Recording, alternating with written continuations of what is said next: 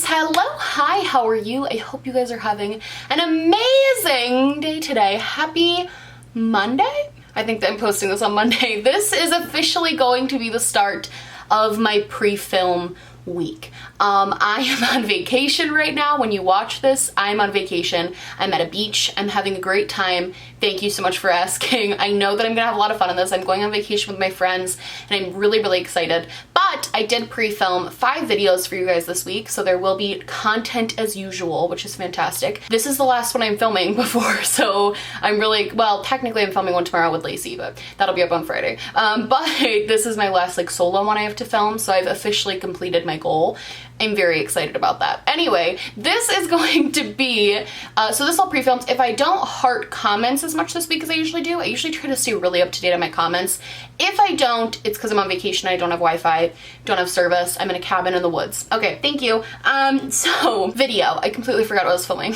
Just YouTuber things. This video is going to be the bad and the boring tag. This tag was created, I have to look it up. I saw it because Angelica and Abby both did it, and I thought it looked like a really cute tag. And this is from Lisa Lobotomy here on YouTube. Go check her out. And I found it through Abby Williamson and Angelica Nyquist. So those are my peeps, and I love them. And thank you for inspiring me and letting me steal your content. Thank you.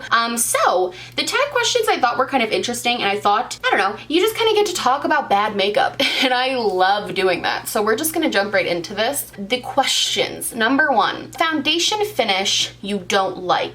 Don't kill me. I know everybody wants to look like Samantha Ravindal. I don't like dewy foundations. I don't look good in them.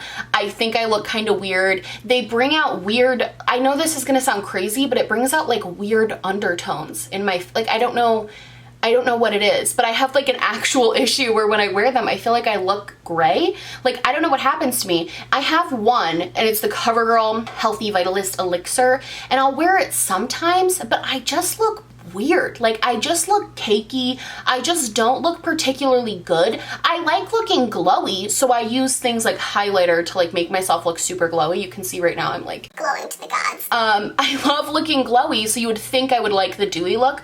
I don't. I hate dewy foundations. I think they look so bad on me. I like matte ones. You know what I mean? I feel like liking matte foundations is unpopular right now, but I do. I like matte foundations. I like looking matte in the places I want to look matte and glowy in the places I want to look glowy. Does that make sense? I'm like sweaty enough as a person. I don't need to look more sweaty constantly. I live in upstate New York. It's like 90 degrees here right now as I'm wearing a freaking sweater, but I have air conditioning. The worst mascara you have ever tried. Let's pull out the jar.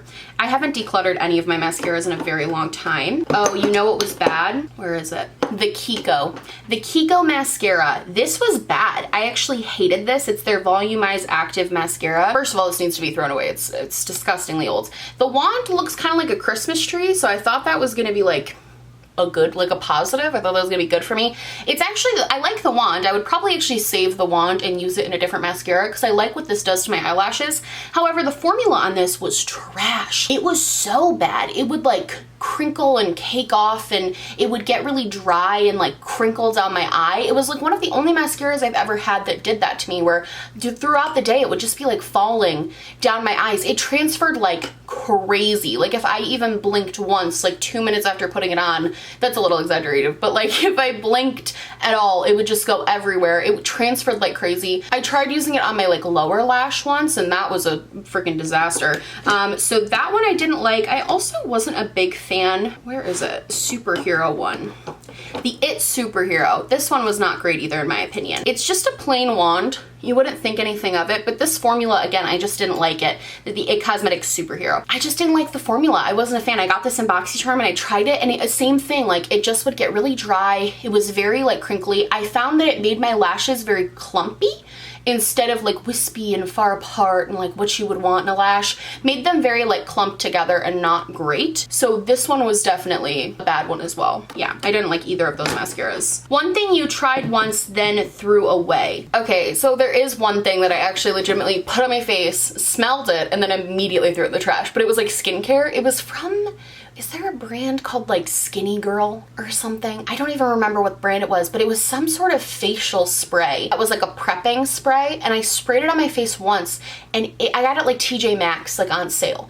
I sprayed it on my face once, and it smelled so bad. Like so disgustingly gross. I literally could not take it, so I immediately picked it up and threw it in the garbage. But other than that, that was the only one I've ever like legitimately thrown a product away like immediately after using it, because I was just disgusted by it. I wanted it out of my life. Other than that though, I have tried products like once and then returned it.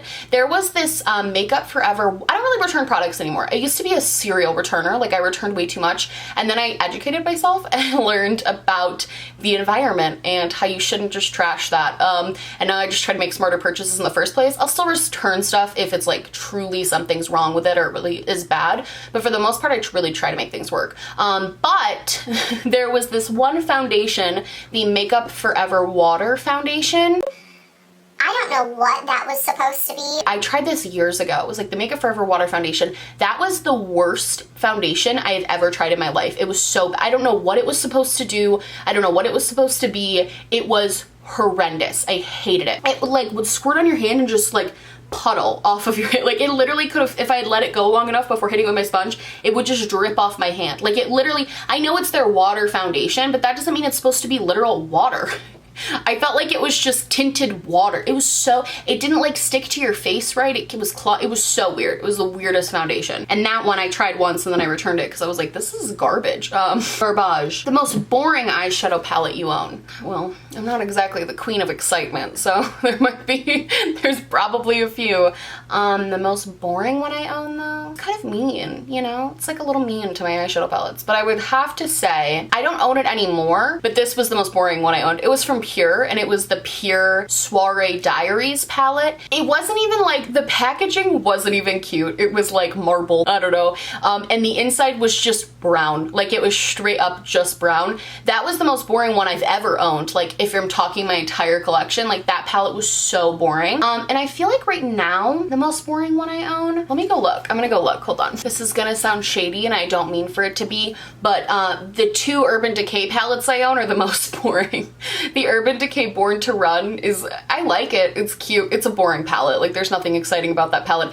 And the Urban Decay Naked, the first original Naked, it's a pretty boring palette. There's nothing very exciting, with the exception of like Gunmetal, that like bluish like black shade. That is definitely the most boring palettes I own. Like those two, they're pretty boring. I don't use them that much because they're just, it's just browns. Like what am I supposed to do with that? How do I work with that? A makeup trend you think is boring and want to go away. Something I think is boring? Would I talk about like a makeup community trend? Because there's definitely community trends that I find to be boring, but there's not a particular like makeup application trend that I find particularly boring. I think like if we're talking in the community, I find it really boring when artists, like smaller artists, especially like smaller makeup artists and smaller influencers, are like constantly at each other's throats and like fighting and getting in these petty cat fights. I find it to just be boring at this point because it's like, stop, just stop it. Like stop fighting with each other. Let's just all love makeup. Like I don't understand the need to like be yelling at each other all the time on Twitter. It's the weird, I follow a lot of small MUAs and some of them I'm just like, guys, chill. So that I find particularly boring. I'm just like, come on. You don't need drama to boost your career, I promise. Like you can get to the top without having a drama-filled life. You know what I mean? Just because that's what people at the top do now doesn't mean it's a trend we should be setting. And then the other like makeup trend I guess I find boring. I mean the copper eye nude lip. But like I do that, but I'm boring. So you know what? Copper eye nude lip, it is pretty boring. Literally doing it today, although this lip's kind of fun. It's from Melt.